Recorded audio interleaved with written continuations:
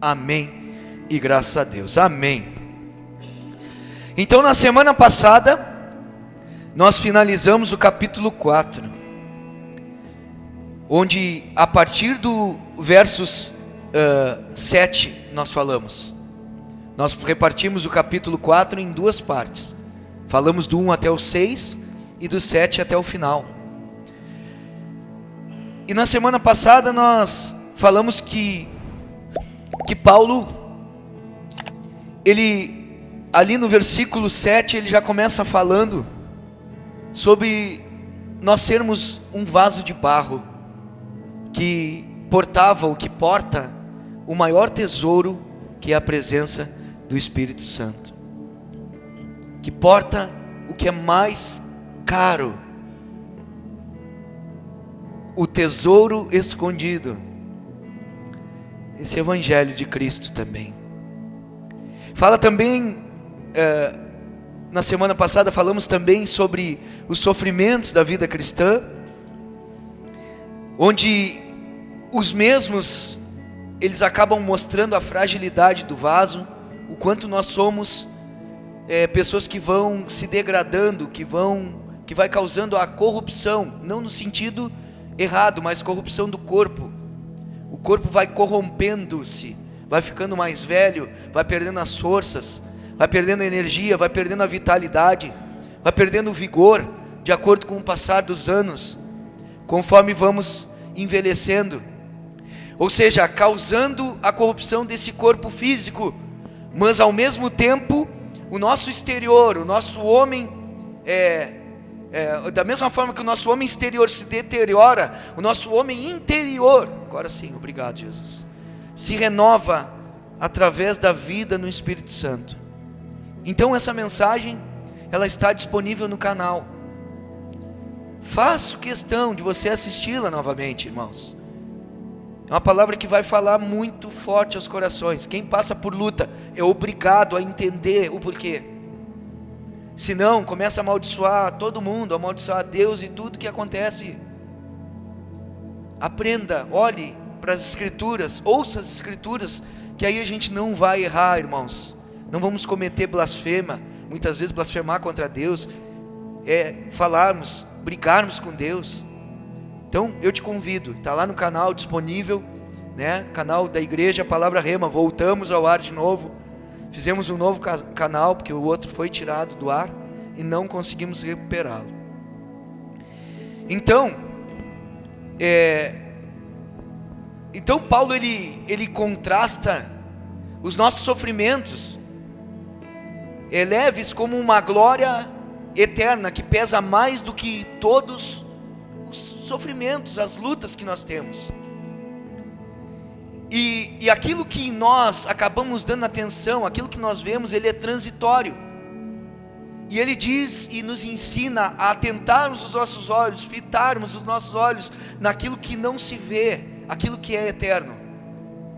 Então agora Paulo aqui, ele vai agora escrever mais ainda sobre esse contraste entre o homem terreno e o homem eterno. E aí eu quero trazer nessa noite como tema da palavra, o que significa viver por fé e não por vista. É uma pergunta, o que significa? O que significa viver por fé e não por vista? Abre comigo aí, 2 Coríntios capítulo 5, versos 1, diz assim: sabemos que se for destruída a temporária habitação terrena em que vivemos, temos da parte de Deus um edifício, uma casa eterna no céu, não construída por mãos humanas. Olha que interessante o início. Olha a forma como Paulo já se dirige. Ele já é ousado por natureza, mas aqui ele já começa ousando mais uma vez. Ele diz: nós sabemos, ou seja, os cristãos sabem como é o mundo além deste, porque sabemos o que a palavra de Deus ela diz. Então por isso que um cristão ele não pode viver sem esperança, irmãos. As pessoas que perdem a esperança é porque estão olhando e achando que a sua vida é só para esta terra, é só para esta vida, essa barraca, esse tabernáculo que se deteriora, que sofre, que envelhece. Essa nossa habitação, essa tenda, agora não tem como nós não lembrarmos. Lembra do retiro, irmãos?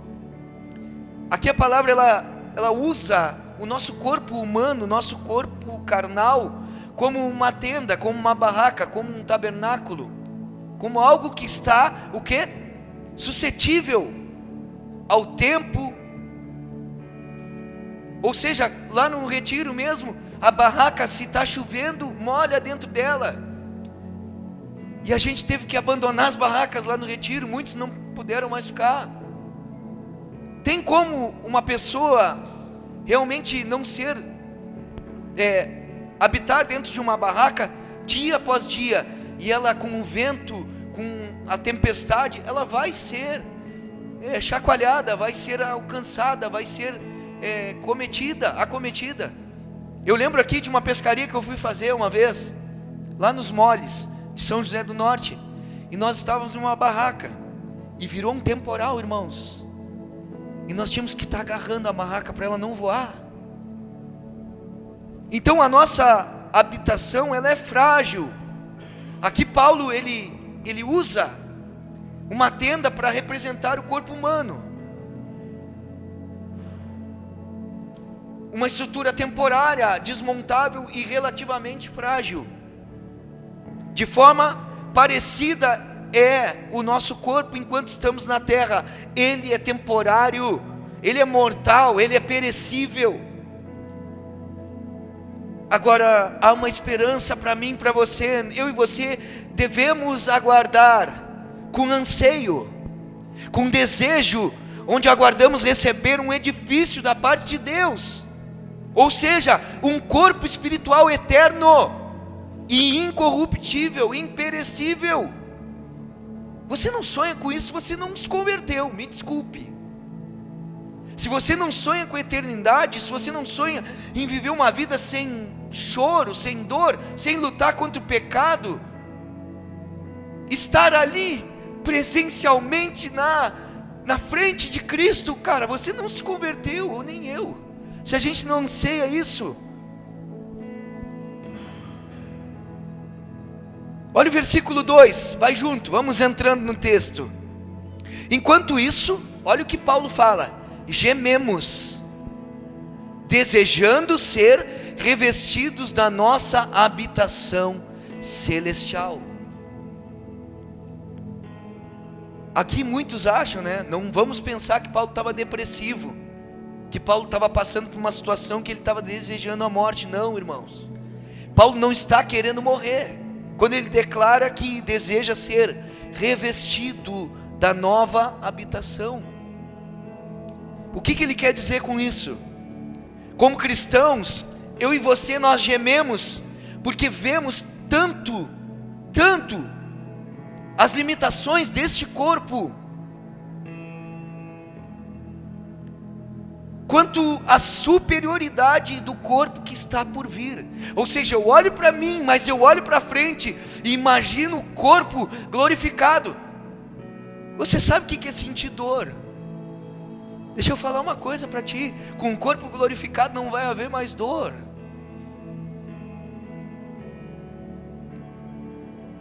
Sabe, eu e você precisamos desejar ardentemente os nossos novos corpos. Agora, muitos de nós não desejam ardentemente o céu. Por que será? Por que será, irmãos? Porque muitas vezes estamos tão à vontade aqui na terra. Deixa eu falar para vocês: o mais prazeroso da terra não se compara com o céu. O mais prazeroso da terra não se compara com os céus. Você entendeu isso? Agora, não está dizendo que eu e você precisamos, o quê? Devemos procurar o sofrimento. Eu tenho que sofrer para mostrar que eu não estou de acordo com a terra. Tem gente que se mete um monte de rascada aí, faz tudo errado, está sendo perseguido e ainda se acha injustiçado.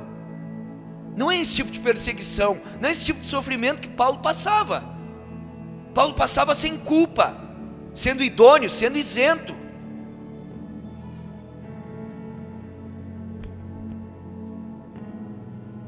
Agora, eu e você também não devemos dedicar nossas vidas em busca do conforto.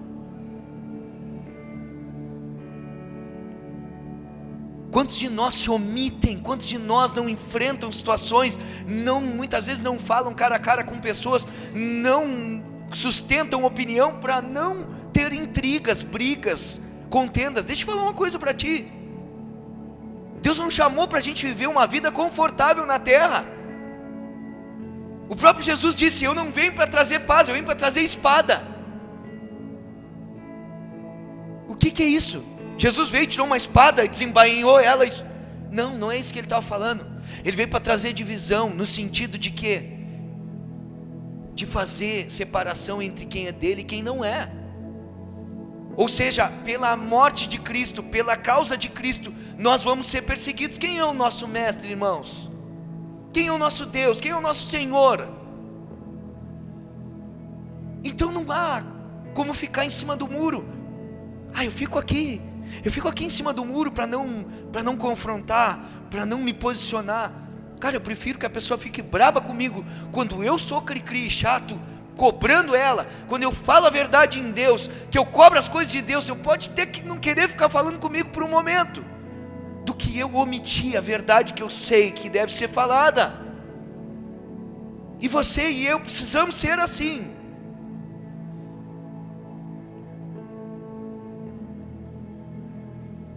Às vezes está confortável a nossa vida cristã, irmãos. Se ninguém te persegue, se ninguém muitas vezes tenta interferir em alguma coisa na tua vida, pare e pense que talvez você e eu não estejamos incomodando as trevas. Eu não estou dizendo ser causador de coisas, fazendo coisa errada. Eu estou dizendo por amor a Cristo, por realmente entender o Evangelho e viver.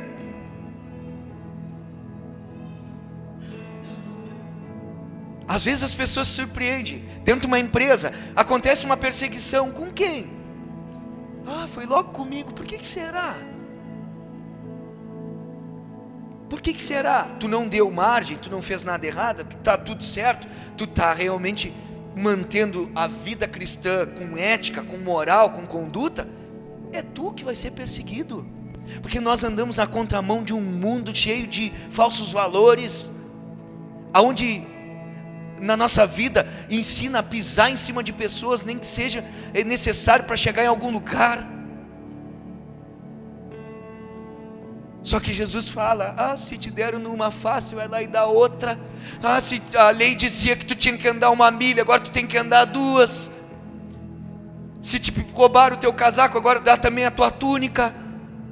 Ei, o que a gente está entendendo de evangelho?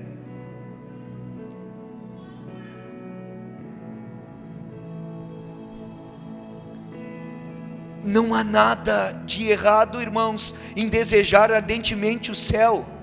Mas como que eu sei? Olha a tua vida, olha as tuas escolhas, olha o teu tempo gasto, olha para quem você está vivendo, e você vai me dizer se você deseja o céu.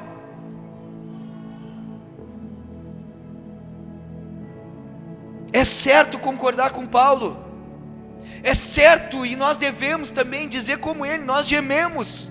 Ou seja, nós estamos sofrendo. O que é um gemido?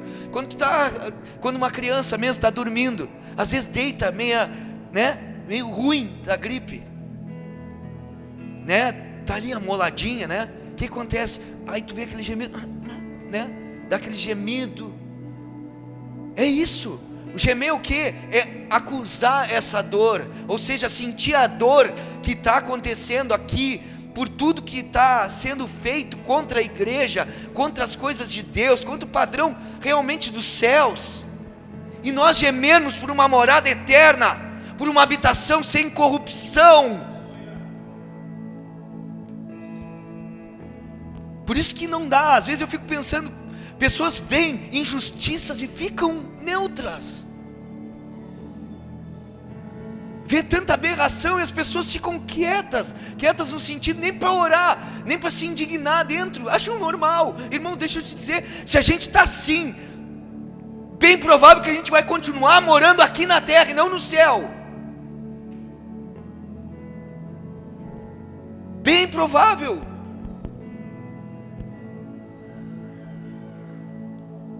Precisamos desejar muito mais a eternidade do que a vida terrena. A gente almeja coisas na terra, não tem nada errado. Almejar ter família, constituir família. Mas deixa eu falar uma coisa. A palavra de Deus, ela continua falando que aquele que não aborrecer, aquele que não entristecer mãe, pai, filho, esposa, esposo, por amor a mim, não é meu discípulo. Não pode ser meu discípulo. E hoje o discurso virou assim: eu vou cuidar da minha família. Mas cuidar da tua família está antes de Deus, está tudo errado.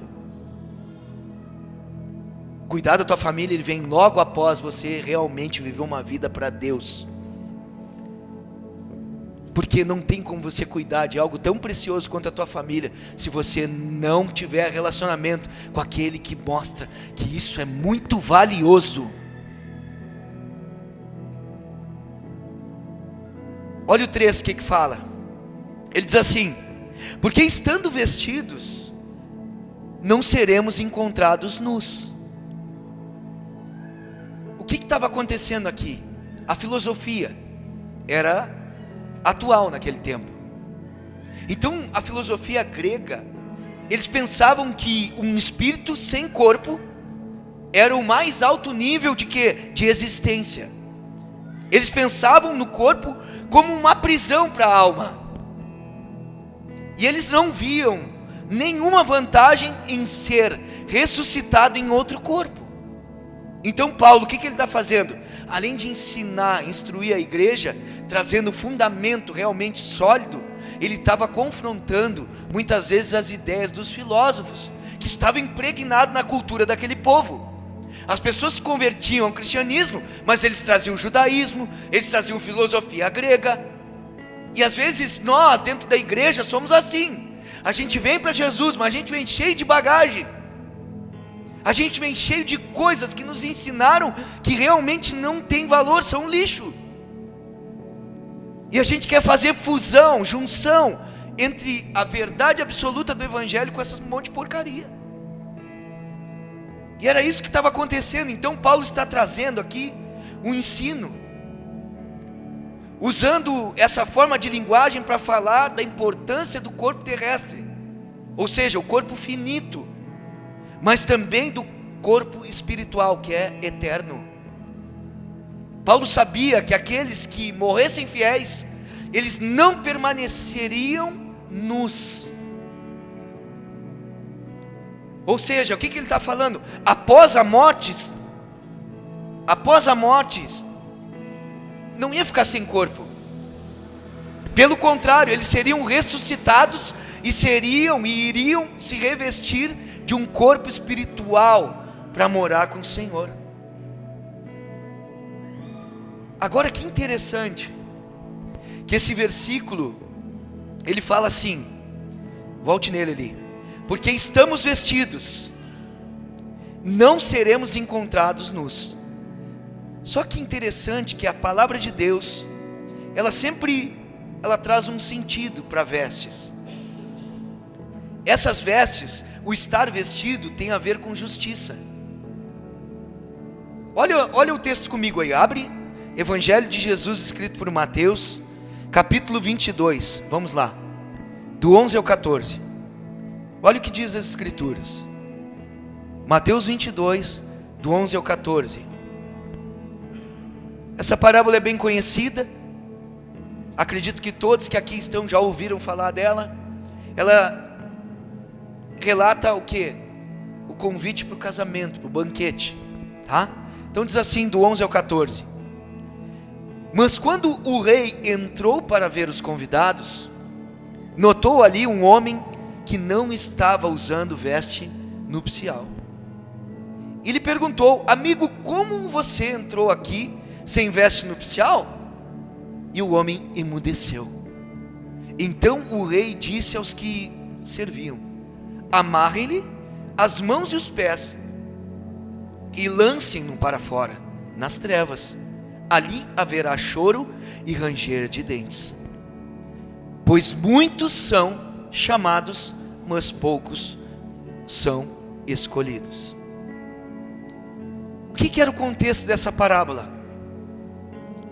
Os convidados, eles o que? Quando chegavam no banquete, diz a palavra, né? A palavra e essa parábola, misturei tudo, que o pai, o rei, ele vai e quer fazer um casamento para o filho. E aí ele vai e manda que aqueles homens, os seus servos, saíssem pelas ruas e convidassem os convidados que ele tinha definido. Isso aí está se referindo a Israel, que foram os primeiros, foram o povo primeiramente escolhido para que deles saísse a mensagem. Aí o que acontece? Eles rejeitaram, não quiseram ir para esse banquete, para esse casamento. Então o que acontece? Os caras voltam e uns deles ainda tentaram matar o filho. Aí o que acontece? Vem agora, os caras voltam para aquele lugar e ele diz: agora vão lá e convidem todos, bons e ruins, chamem todo mundo para ver. Diz que o salão se encheu, o salão das núpcias se encheu, e diz que lá pelas tantas apareceu um homem que não estava vestido com vestes nupciais. Então, o que era isso? Quando esses homens chegavam no casamento, eles recebiam umas vestes que era para ser utilizada ali. E quem dava? Era o próprio rei. O rei escolhia essas vestes e dava para cada um que chegava para se vestir com aquelas vestes dadas pelo rei. Da mesma forma que eu e você, nós precisamos o quê? Ter as novas vestes dadas pelo rei Jesus, pelo Senhor, trocarmos as nossas vestes pela veste dele, as vestes apropriadas. Precisamos receber novas vestes, ter a nossa vida em conformidade com a do Filho de Deus, para assim sermos aceitos na sua presença. Podemos até aceitar o convite, porém não significa, preste atenção, que estejamos inclusos no reino de Deus.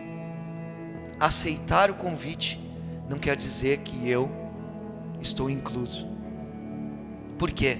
Porque eu e você precisamos nos despir dos nossos preconceitos, da nossa arrogância, do nosso ego,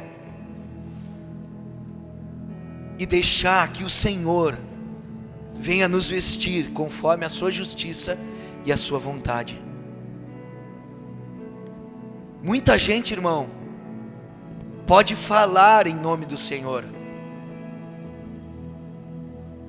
pode pregar sobre Ele, mas isso não quer dizer que ela esteja revestida dessa justiça, que ela esteja realmente com esses trajes que vão lhe dar direito de entrar para a eternidade. Isso é muito sério. Por isso que aqui a gente bate tanto nessa situação. Vir à igreja não é ser igreja. Ter relacionamento com o corpo não quer dizer que eu sou corpo. Muitas vezes eu e você, e por muito tempo eu me sentia assim em alguns lugares. Não que eu não era corpo de Cristo, mas naquele lugar eu não conseguia ter encaixe. E eu me sentia como alguém que estava no corpo, mas não fazia parte. O que quer dizer com isso, pastor? Um exemplo, o Noé está de óculos aqui. O óculos está junto ao corpo, mas ele não faz parte do corpo. Sim ou não? Muitos aqui estão de relógio, não estão? O relógio está no corpo, mas não faz parte do corpo. E muitas vezes, muitos que hoje frequentam denominações, onde a igreja se reúne, congregações, e essas pessoas, elas são como um adorno, como um enfeite, como alguém que está no corpo, mas não é corpo. E quando eu sou corpo, quando realmente eu recebo novas vestes, quando realmente eu recebo essa justificação, quando eu realmente sou comprado por aquele sangue que foi derramado. Está entendendo? Então é muito mais do que só simplesmente ter frequência. Eu tenho Bíblia em casa, isso não te salva. Eu oro, isso também não te salva se Jesus não for o centro. Se Jesus não for aquele que faz o Espírito Santo realmente te ensinar a viver, a orar, a ser uma pessoa diferente. Olha o 4 que diz assim: pois enquanto estamos nesta casa, ou seja, nesse corpo, gememos e nos angustiamos, porque não queremos ser despidos. Ou seja, o que ele está dizendo aqui, né? Ele está dizendo, cara, nós estamos no corpo, nesse corpo aqui, nessa casa, mesmo que nós estejamos gemendo e muitas vezes angustiados, nós não queremos ser despidos. Ou seja, ninguém quer morrer. Ele está dizendo, não queremos morrer. Aí diz depois assim: mas revestidos da nossa habitação celestial, para que aquilo que é mortal seja absorvido pela vida. Então o que é que daria para montar? Paulo está dizendo assim: enquanto estamos nesse corpo, gememos, nos angustiamos, porque não queremos morrer. Na verdade, queremos o que? Vestir o nosso corpo novo, com o novo, para que esse corpo mortal seja engolido pela vida. Ou seja, a gente quer ter vida eterna, mas nesse corpo não é possível, irmãos. Esse corpo, ele está se corrompendo, se deteriorando. Nós vamos ter um corpo? Vamos, mas esse corpo vai ser glorificado. Ele vai ser um corpo celestial. Vamos ter um corpo. Jesus tem um corpo. Olha o 5 que diz: foi Deus que nos preparou para esse propósito, dando-nos o Espírito como garantia do que está por vir. Para qual propósito? Para qual propósito? Ele diz assim: foi Deus que nos preparou para esse propósito. Qual propósito? O propósito era para que essa mortalidade ela seja aniquilada pela vida.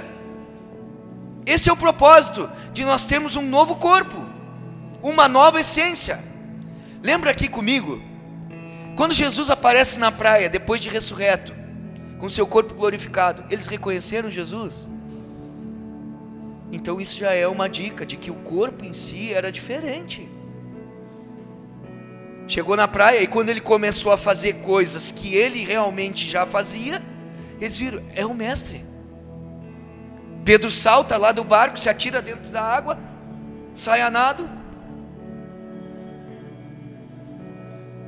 Tanto é que Tomé disse, só acredito se eu ver agora, tocar as mãos.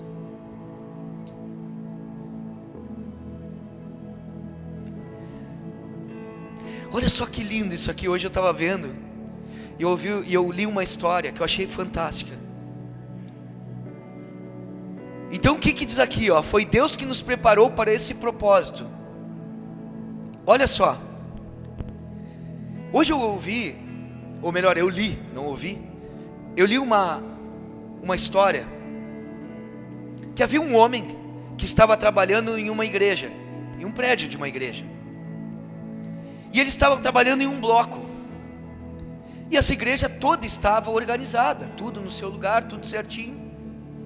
E aquele homem viu aquele outro homem fazendo, cuidando, ou seja, o artesão fazendo ali o cuidado com aquele bloco, e ele olhou para um lado, olhou para o outro e disse: cara, onde que vai esse encaixe? Onde é que ele vai encaixar isso? Aí quando ele chega e pergunta para o cara: tchê, assim, deixa eu fazer uma pergunta, aonde que tu vai encaixar isso? Porque aqui não tem lugar. E ele apontou para cima: eu vou encaixar lá em cima. Aí ele fala assim para o cara: estou moldando aqui embaixo, para que ele se encaixe lá em cima.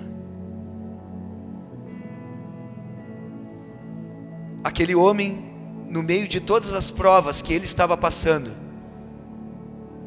ele soube imediatamente que essa mensagem era uma mensagem de Deus para ele. Ele estava sendo preparado aqui embaixo, para que ele se encaixasse lá no céu. E é isso que Deus faz comigo e contigo. Não há como irmos do mesmo jeito para lá. Nós somos pedras vivas. E pedras vivas, elas precisam ser o quê? Encaixadas umas nas outras. E para encaixarmos as pedras, muitas vezes tem uma que é pontuda. E ela precisa ser desgastada. Pegar ali a maquita, né? Tirar aquela pontinha, né? Vai colocar pedra aí, Luciano, como é que é? Não tem que, às vezes, chega num canto, o piso lá não deu o esquadro, o que tem que fazer? Tem que cortar. Assim somos nós, precisamos ser lapidados por Deus. Precisamos, as provações são duras na terra. As provações são duras na terra. Deus sabia, e Deus sabe disso. E aqui vem a sacada. Por isso que Ele nos deu o seu Espírito. Ele nos deixou sozinhos, sem nada? Não. Então Ele nos deu o Espírito como garantia. Olha o que diz ali no versículo 5. Foi Deus que nos preparou para esse propósito, dando-nos o Espírito como garantia do que está por vir. Algumas versões dizem penhor. Então o que Deus fez? Ele apoia a promessa do céu com um adiantamento, agora mesmo nos dando o Espírito. Ele nos dá esse Espírito Santo. A palavra garantia, ela vem da antiga palavra grega arrabon, que descrevia uma promessa ou um pagamento parcial que exigia pagamentos futuros. Mas esse pagamento também ele dava o quê? Aquele que recebia aquela garantia, aquele penhor, ele podia reivindicar de forma legal para aqueles bens em questão. O que é isso? Ele deixa o Espírito Santo, que nós não vemos, como garantia de que Ele revelaria Jesus, só que não por vista, mas por fé. Olha que lindo isso. Ele deixa o Espírito Santo, e a obra final vai ser quando, na totalidade, nós vermos o Senhor ressurreto, a sua imagem, quem Ele é. Então Ele deixa o Espírito Santo para nos levar, nos conduzir à verdade absoluta que é Cristo. Agora, na língua grega moderna, essa mesma palavra, ela significa anel de noivado.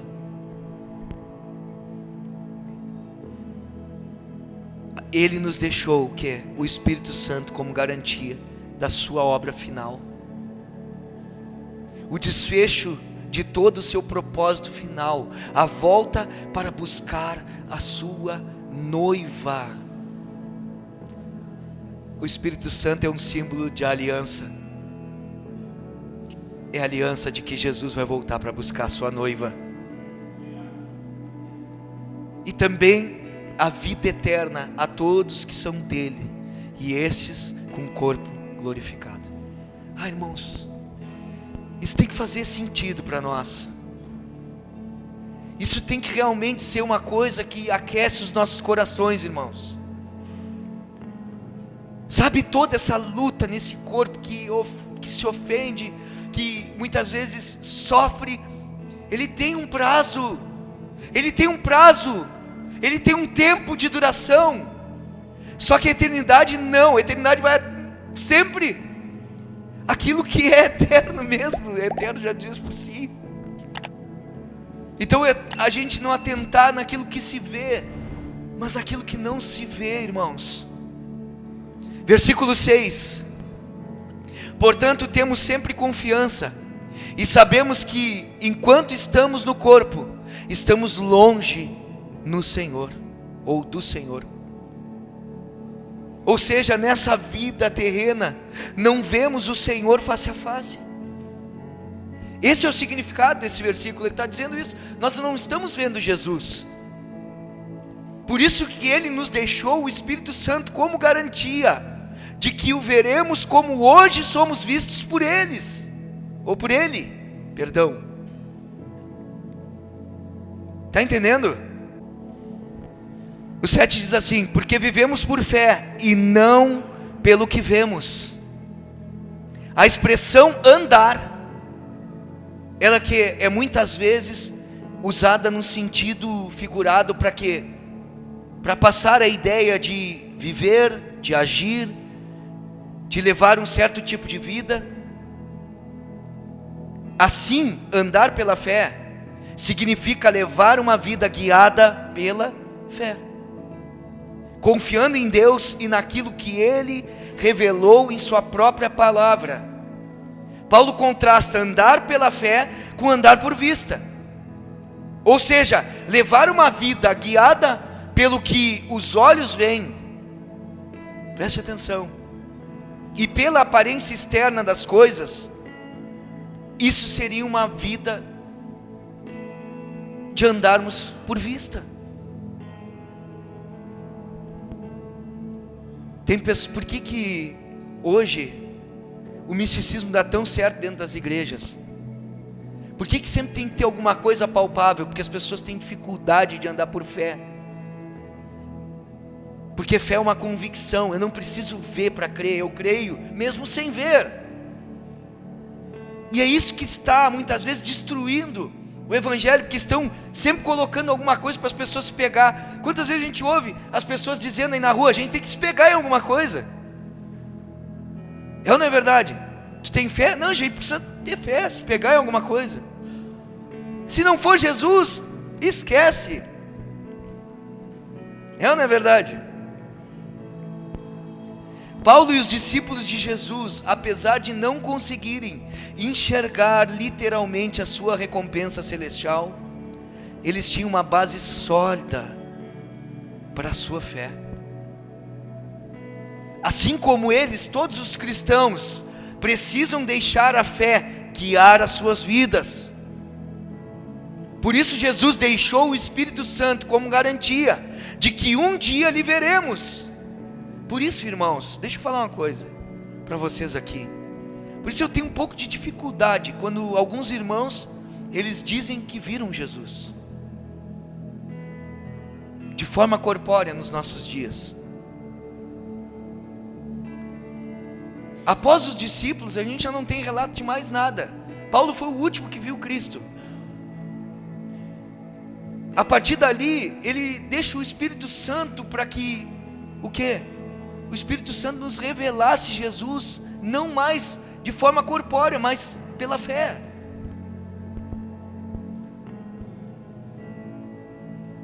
E as pessoas dizem: eu vi Jesus, eu vi Jesus, eu vi Jesus.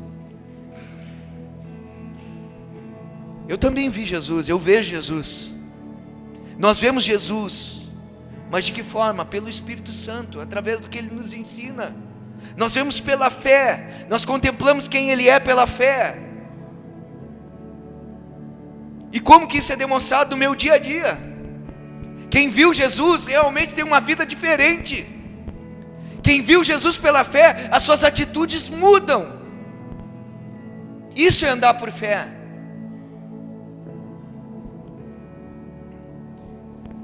Quando eu creio no Espírito Santo, isso me faz andar por fé.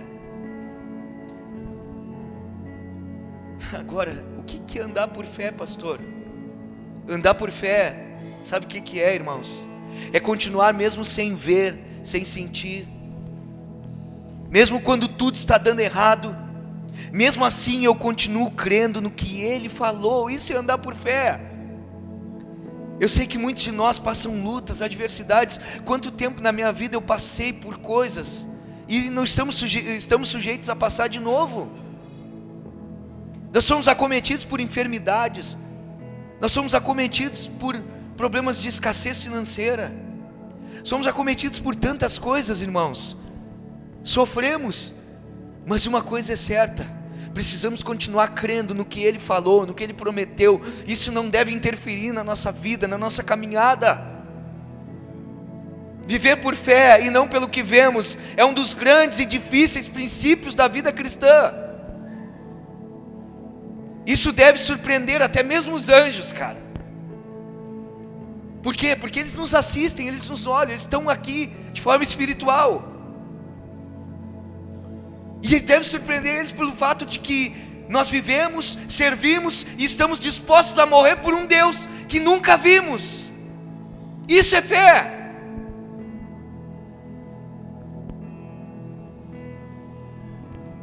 Só que, no entanto, eu e você, nós o amamos e vivemos por Ele. Vivemos por fé. Vivemos por fé e não mais por aquilo que nós vemos. Esse é o nosso legado que nós podemos deixar para todo aquele que quer seguir Jesus. Não importa as circunstâncias, eu sei quem é Jesus. Quando tudo diz que não, a tua voz me encoraja a prosseguir.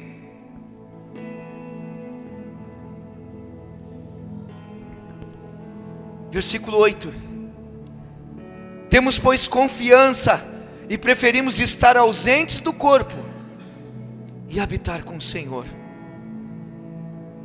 O apóstolo Paulo, ele tinha convicção na vida eterna. Ele tinha convicção na sua ressurreição. Por isso que ele está dizendo: eu prefiro morrer para essa vida aqui. Eu prefiro morrer para essa vida, para habitar com o Senhor. Muitos de nós, irmãos, nem sequer pensam na eternidade. Nem pensam na eternidade, quem dirá morrer pelo Senhor? Quem dirá pensar realmente em estar com o Senhor? Cara, nós precisamos rever a nossa fé. Sabe por quê? Porque muitos de nós não têm intimidade com o Senhor. Muitos de nós não têm desejo de estar com Ele. Muitos de nós não têm desejo de ouvir, de aprender dEle e sobre Ele. Aí eu fico pensando sobre isso, irmãos. Como que eu posso, Pastor Igor, como que eu posso querer passar a eternidade do lado de alguém que eu não tenho desejo de estar com Ele aqui, hoje, agora?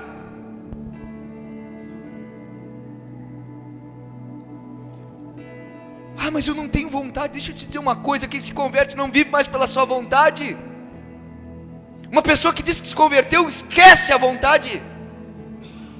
Existe uma vontade maior, uma vontade melhor, uma vontade superior, que ela é boa, que ela é agradável, que ela é perfeita. Eu não desejo estar com Ele. Como que eu quero viver a eternidade ao lado dEle? Eu tenho problema com orar, eu tenho problema com ler a palavra, eu tenho problema com a comunhão com os irmãos. Não consigo. O Espírito de Deus nos une para estarmos juntos. O Espírito de Deus, quando estamos na nossa comunhão, Ele se revela de uma forma mais plena.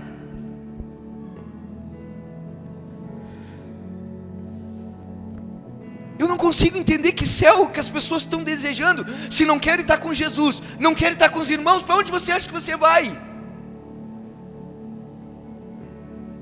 Tu acha que vai ter um condomínio para te andar sozinho? Tu acha que Jesus vai te largar numa ilha deserta? É tu e Ele.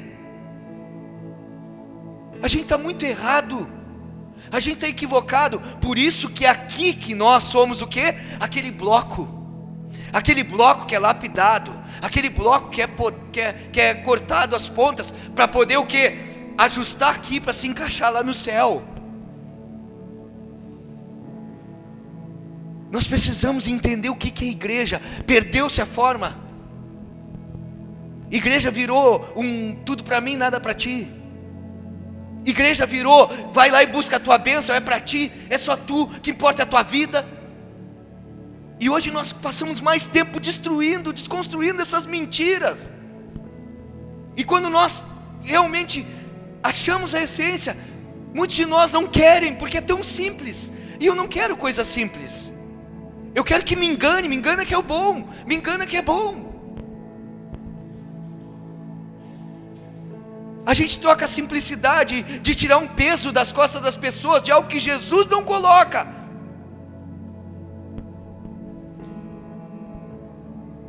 E nós não queremos estar com Ele.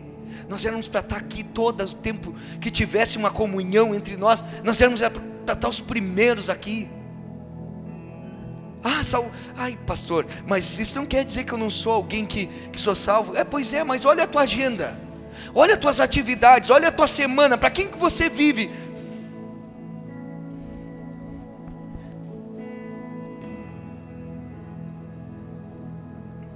Irmãos, se eu não vigiar, eu não oro todos os dias.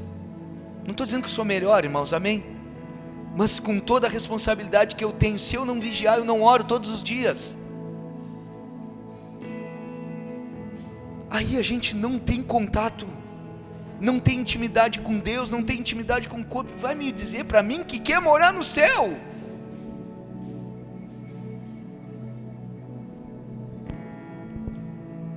Eu vou na igreja, mas eu vou lá para ouvir a palavra de Deus e não quero contato com ninguém. Pelo amor de Deus, não entendeu nada. Não há como amar o cabeça do corpo se não amarmos o corpo, que é dele também.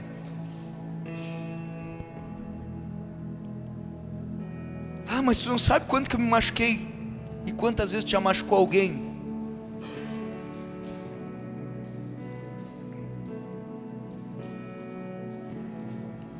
Eu fico bolado às vezes, porque eu vejo as pessoas sabem tudo de música, sabe todas as músicas, conhece tudo que é música, conhece tudo que é coisa. Pergunta uma coisa da Bíblia, não sabe nada.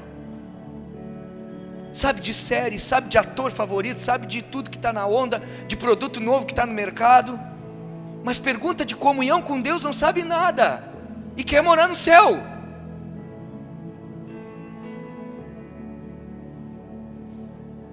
E quer morar com Jesus e diz que ama Jesus. Deixa de mentir para você mesmo.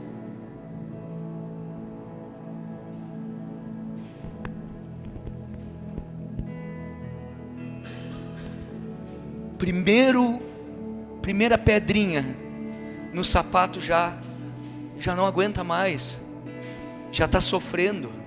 Por quê? Porque não tem vida de fé com Jesus. Por isso que quem começa a andar com Cristo, vem as dificuldades, vem as coisas, eu sei, é difícil, cada vez mais difícil, mas eu sei, eu já venci naquela, Jesus já me fez passar por essa, Jesus está comigo, Jesus prometeu que ia me dar a vitória nisso daí, toda a vida, não é só naquele momento, eu já sou mais que vencedor, não vai nem, até vou corrigir, não vai me dar a vitória, já sou mais que vencedor, já deu. Mas muitas vezes não tem vida. Qualquer formiguinha, qualquer pedrinha, qualquer coisinha no sapato já está incomodando.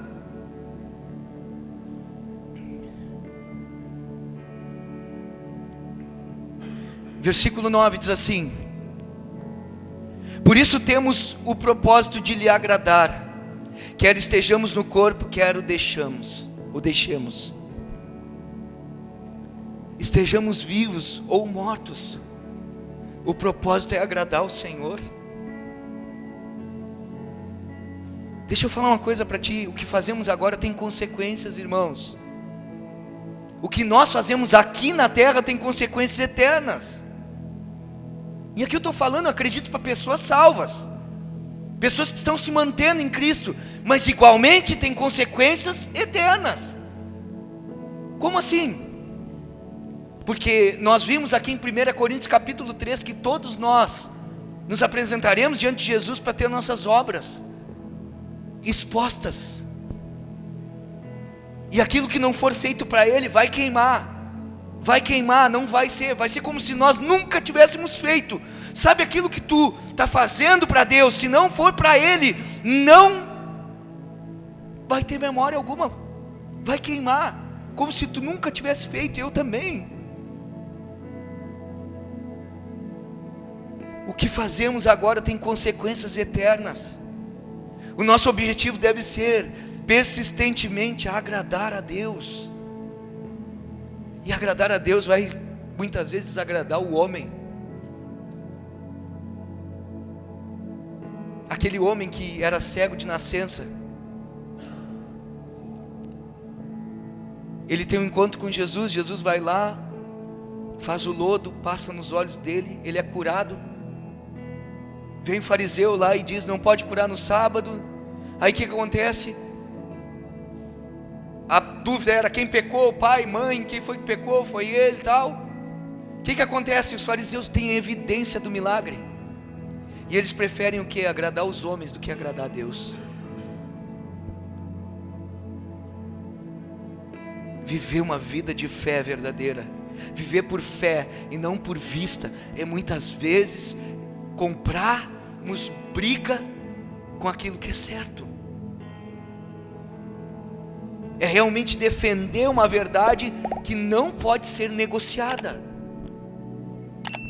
para agradarmos a Ele, para agradarmos somente a Ele, não ao homem.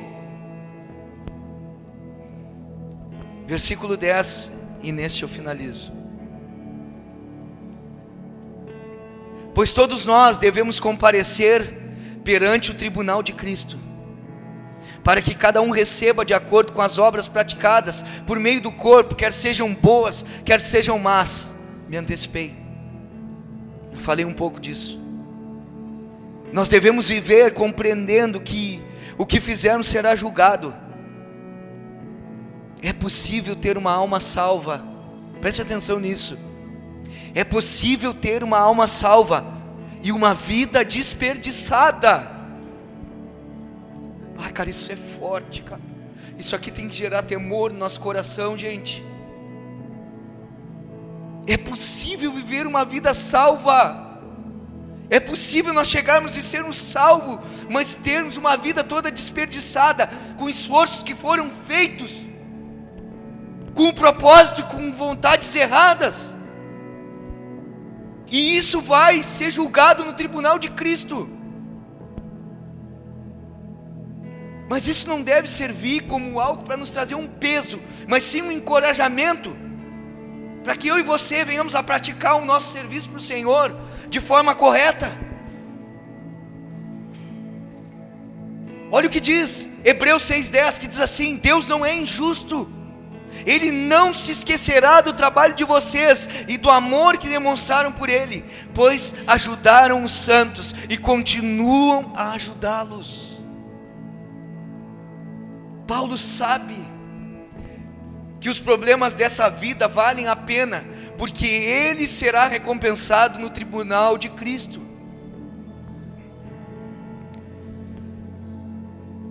Nós devemos viver compreendendo que esses nossos motivos para o que fazemos serão julgados. Pode-se fazer as coisas certas, mas com o coração errado. E Deus, Ele não leva em conta isso. Isso vai ser queimado, irmãos. Ah, eu fiz certo, mas e a motivação? E o porquê? Qual era a intenção do coração? Por isso que eu sempre falo, quando vai fazer alguma coisa, sonda o teu coração.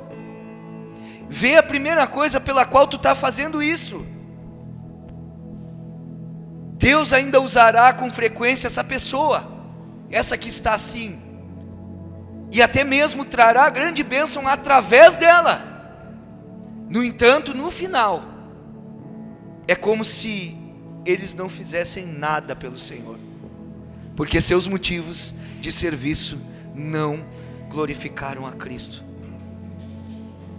Cara, eu não sei vocês, mas isso me faz ter temor, irmãos. Paulo apresenta essa mesma ideia em 1 Coríntios capítulo 3, que eu falei aqui, onde ele fala de uma avaliação futura da obra de cada um diante do Senhor.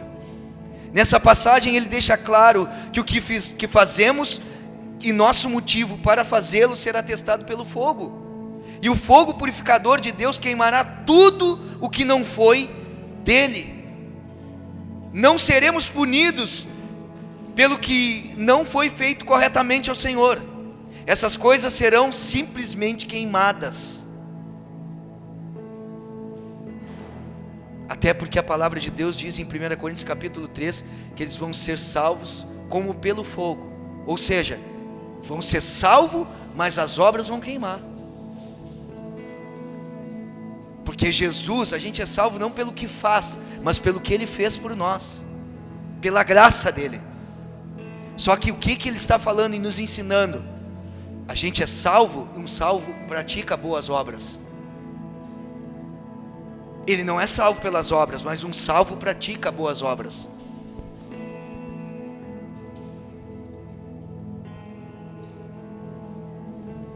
Seremos simplesmente recompensados pelo que resta. Infelizmente, alguns chegarão ao céu pensando que fizeram grandes coisas por Deus e descobrirão no tribunal de Cristo que realmente não fizeram nada.